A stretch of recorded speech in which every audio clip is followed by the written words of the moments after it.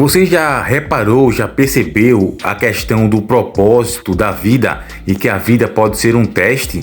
Você partindo da pressuposição que Deus existe, ou no caso se você é ateu e não acredita em Deus, mas crê que todo o universo veio de nada, que não existe objetivo, não existe propósito na vida, tudo é obra do acaso. Causalmente as coisas ocorreram sem nenhum agente externo para criar tudo o que existe. Acredita que a matéria inanimada deu origem à matéria animada, que tudo que existe surgiu por acaso, que todas as pessoas, a racionalidade, a consciência, tudo isso seja obra do acaso, não existe um Deus.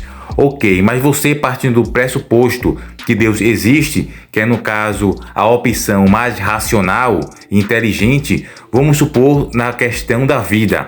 Muitos ainda questionam algumas coisas que não sabem por que estamos aqui neste universo, neste plano, sobre a questão do teste da vida.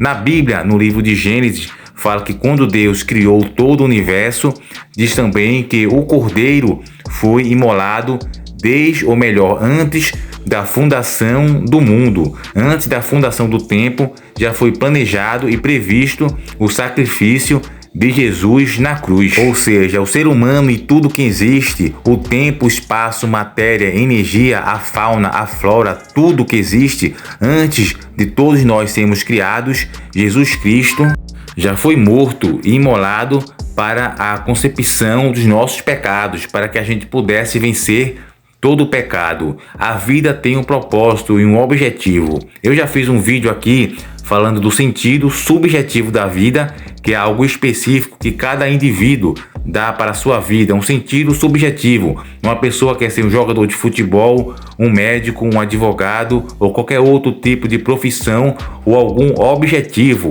que essa pessoa tenha. Porém, o sentido objetivo geral para todo ser humano é diferente. É um teste, tem a ver com a salvação. O sentido subjetivo é o que cada um dá para a sua vida. O objetivo na profissão, ou casar, ter filhos, não casar, não ter filhos, estudar, ser algum tipo de influencer e etc. São objetivos. Ser uma pessoa bem-sucedida são questões subjetivas específicas. Porém, o sentido objetivo é para que todo ser humano saia da sua condição de pecador devido ao primeiro pecado de Adão e Eva e vá para a luz divina, para a salvação, que é o estilo de vida ensinado por Jesus Cristo, que é o Evangelho.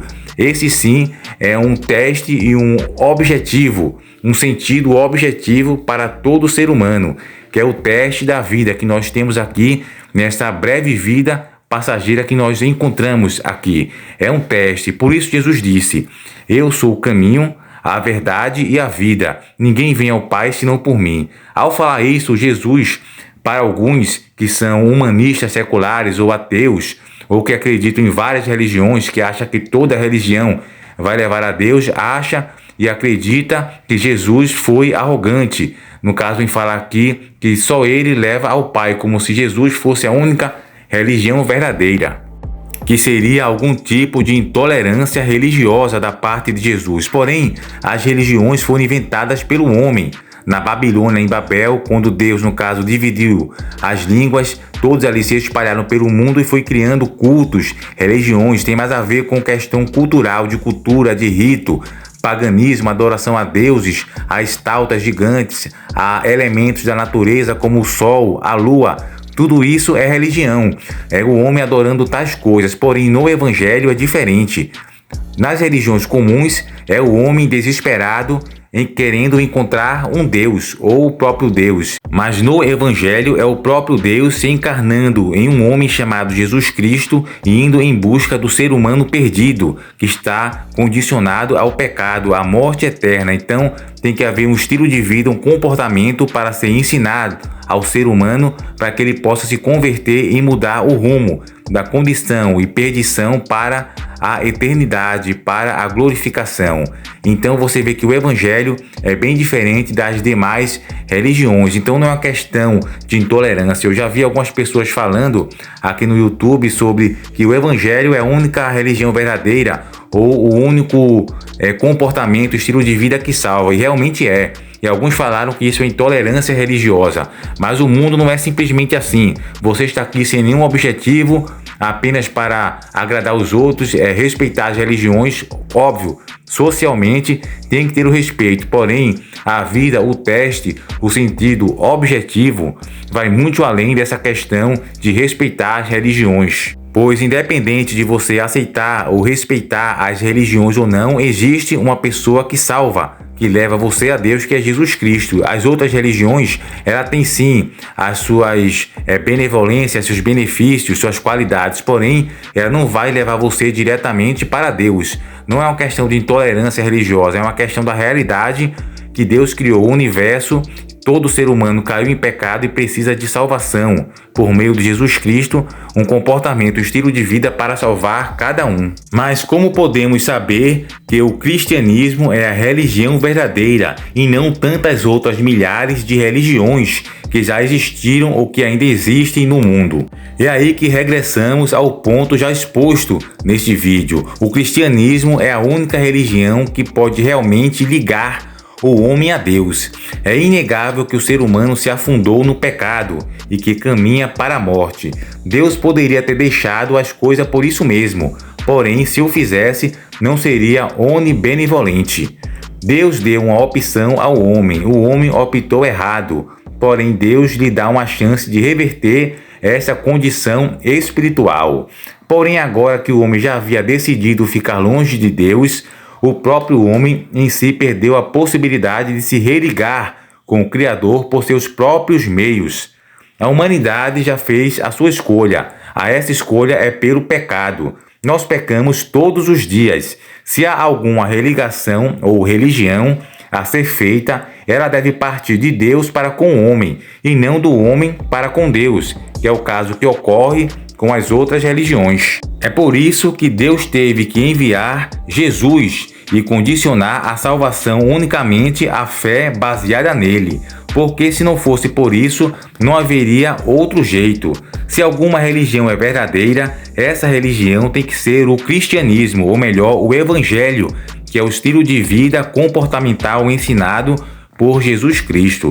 Todas as outras religiões partem de baixo para cima, no que o homem pode fazer para Deus, salvação por obras, e não no que Deus faz para com os homens, salvação pela fé. A salvação não pode ser pelas obras, porque, por melhor que nossas obras sejam, elas nunca serão perfeitas para nos ligar a um Deus perfeito. As obras não são capazes de fazer este elo. Todos nós, seres humanos, pecamos, e pecamos todos os dias. Mesmo alguém que vive de fazer caridade e boas obras e que não comete nenhuma falha grave, também perde a cabeça de vez em quando.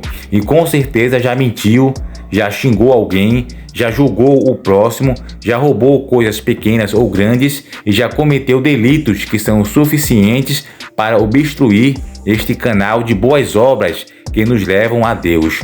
Por melhor que as nossas obras possam ser, elas nunca serão totalmente perfeitas, pois estamos sempre mesclando nossas boas ações com as más ações. Talvez essas obras imperfeitas fossem suficientes para nos ligar a um Deus imperfeito, porém, somente obras perfeitas podem nos ligar a um Deus perfeito.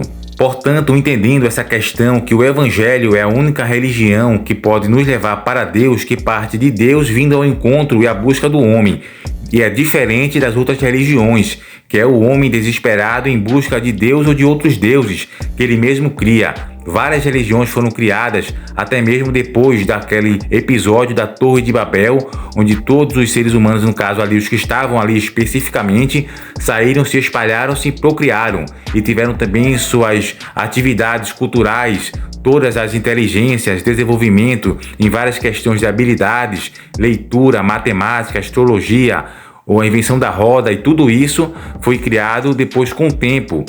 Temos no caso os babilônicos, o povo da Babilônia, os sumérios, que fizeram várias criações e nisso também criaram várias religiões. Eles adoravam, no caso, deuses, elementos da natureza e etc. Então podemos entender que aqui nesta vida estamos passando por um teste onde todos nós nascemos na condição de pecadores e temos que, no caso, ser resgatado por Jesus Cristo. Isso não é uma religião. é apenas uma condição que todo ser humano está, a condição de pecador e indo para a perdição. E Jesus Cristo vem para nos ensinar um novo estilo de vida, um comportamento que nos leva para Deus. Este é o sentido objetivo da vida e o teste crucial a qual nós estamos aqui. A vida aqui não é apenas para viver, a gente ter nossos entes queridos, amar, ser amado, estudar, trabalhar, viver, brincar, se divertir, rir, chorar e etc. E depois morrer e tudo isso se acabar, como se não tivesse propósito. A vida tem sim um propósito, apesar que muitos ateus acabam duvidando da existência de Deus. Porém, muitos sabem que Deus existe, porém existe a questão emocional, algum tipo de trauma ou alguma condição emocional que acabou afastando essa pessoa de Deus. E muitos também pedem aquela falácia da evidência extraordinária, que só acreditariam em Deus se tivessem uma evidência totalmente extraordinária. Porém, sabemos que isso é uma falácia de muitos ateus. Muitos pensam que é necessário evidências extraordinárias para crer em Deus. Muitos por aí dizem que creriam em Deus se um anjo ou qualquer outra aparição espiritual aparecesse diante deles fisicamente.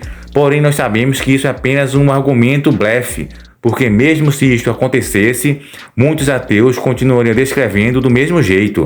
Muitos ateus, eles falam que alguma pessoa que vê algum tipo de visão na questão transcendental, eles acabam acusando essas pessoas de alucinação, de delírio. Ou seja, mesmo que alguns ateus vissem um anjo, eles não creriam na existência do anjo, mas pensariam que se trata de alguma alucinação ou algo do tipo. Logo, o desafio de alguns ateus, no fundo, não passa de um blefe. Esse desafio que só acreditaria em Deus se Deus aparecesse. Mas há outros problemas com a tese da evidência extraordinária. Isso porque, em primeiro lugar, ela não parte do princípio de que Deus quer se mostrar pessoalmente a todo mundo. Então, se não o vemos, é porque ele não existe. Mas quem disse que Deus iria querer aparecer a todos desse jeito? De onde os ateus tiraram a ideia que Deus é obrigado a se mostrar desta forma? E se por um acaso Deus simplesmente tivesse boas razões para não querer aparecer tão abertamente desse jeito? Pois se a vida é um teste, todos nós temos que crer com livre-arbítrio. No caso, não tinha sentido Deus aparecer. Se Deus aparecesse a todo mundo desta forma tão extraordinária, ninguém poderia honestamente decidir crer ou não crer. Esta decisão estaria pré-determinada, pois seria na prática impossível não crer. O livre-arbítrio do homem seria violado, e este não é o modus operandi da atuação divina. Deus não costuma violar o livre-arbítrio de suas criaturas. Se Deus existe, ele vai se revelar conosco através das coisas criadas e não por violação do livre-arbítrio. De que forma ele vai se revelar através das coisas criadas, não estando dentro delas, o que seria uma contradição de termos? Se o universo é criação de Deus, nós não poderíamos encontrar Deus em alguma parte dentro do universo. Da mesma forma que não encontramos os arquitetos ou engenheiros têm uma casa por meio de suas paredes ou tetos. Porém, nem por isso concluímos que aquela casa não tem arquitetos e engenheiros. Um ser que cria a matéria não pode ser contingente a ela. Se Deus criou toda a matéria, ele necessariamente tem que ser independente dela, assim como o arquiteto é independente de sua obra e não parte da parede da casa. Da mesma forma, o pintor não é parte do quadro pintado, ele é externo à sua própria criação. É por isso que Deus é, por definição, imaterial e transcendental. Essa é a razão pela qual ele teve que se transformar em um homem, na pessoa de Jesus, quando veio à Terra, ao invés de vir como Deus. Ninguém fala melhor sobre isso do que C.S. Lewis, quando disse, abre aspas, procurar Deus ou o céu pela exploração espacial é como ler ou assistir todas as peças de Shakespeare na esperança de encontrá-lo em um dos seus personagens. Ou Stanford num dos lugares. Shakespeare está de certa forma presente em todos os momentos de cada peça, mas nunca está presente da mesma maneira que Falstaff ou Lady Macbeth, personagens criados por ele. Tampouco está difuso em uma peça como uma espécie de gás. Podemos saber que Deus existe ou que há uma forte possibilidade dele existir através de argumentos como o cosmológico, o argumento teleológico, o argumento da lei moral, as profecias cumpridas nas Escrituras, as evidências da ressurreição de Jesus e a própria intuição que nos diz que há um Deus e que este universo é um projeto e não um fruto do acaso ou sorte. Mas não podemos encontrá-lo literalmente em alguma parte do universo, razão pela qual ele nunca vai aparecer, como Deus, a alguma pessoa da Terra. Para além disso, podemos dizer que Deus de fato já apareceu física e pessoalmente entre nós, na pessoa de Jesus Cristo. Aqueles que viviam na época viram os milagres, e nós que vivemos hoje podemos confirmar que estes milagres aconteceram, porque as testemunhas oculares destes milagres não hesitaram em permanecer firmes nestes testemunhos mesmo diante de perseguição e morte. Já parou para pensar nisto? Deus, portanto, se revela não fisicamente na natureza. Argumento cosmológico e teleológico. Nós aqui já fizemos um vídeo explicando sobre o argumento cosmológico e teleológico. Ele também se revela em nossos corações com o argumento da lei moral. Se revela nas Escrituras, argumento das profecias cumpridas. E se revela na pessoa de Jesus Cristo, argumento da historicidade e ressurreição de Jesus. Então, o que mais os ateus querem? Seja lá o que for, de uma coisa podemos ter certeza: eles não têm desculpa para a descrença, pois não é por falta de evidências que eles não creem. Eles estão, como já dizia o apóstolo Paulo, indesculpáveis. Como se tudo isso não fosse suficiente, compare as coisas com as possibilidades do inverso dele ser verdadeiro. Vamos fazer e inverter o quadro. Isso mesmo, inverta o quadro e faça o ceticismo dos ateus se votar contra eles mesmos. Seja cético em relação às teorias dos céticos. Esse é o maior problema dos ateus. Eles não são suficientemente céticos. Eles são demasiadamente céticos em relação às crenças cristãs, porém nem um pouco cético em relação às suas próprias crenças. Quem, em sã consciência e em juízo perfeito, sem nenhuma influência externa ou pressupostos, iria realmente acreditar que todo o universo ou qualquer coisa que seja foi criado do nada? Quem, honestamente falando, iria pensar que era uma vez um nada e de repente, bang, uma matéria surgiu? Ninguém. Se isso já é ridículo pensando no senso comum de nada, um espaço vazio, imagine então com aquilo que realmente a ciência entende por nada. Sem tempo, sem espaço, sem matéria. Ou seja, crer que o universo surgiu disso é realmente um delírio. Ou então pense no argumento teleológico.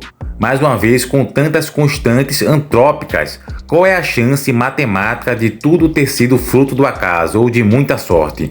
Nós vimos que a chance é literalmente zero. Ou, se você preferir, uma chance de 1 em zilhões. Mesmo assim, os ateus são céticos em relação à crença em um projetista, porém, são extremamente crédulos em relação às suas próprias crenças cegas no acaso. Se os céticos fossem céticos para com as suas próprias teses, eles seriam os primeiros a perceber o quão estúpidas elas são, e seriam também os primeiros a admitir que a crença em Deus é mais racional. Fiquem todos com Deus e até o próximo vídeo.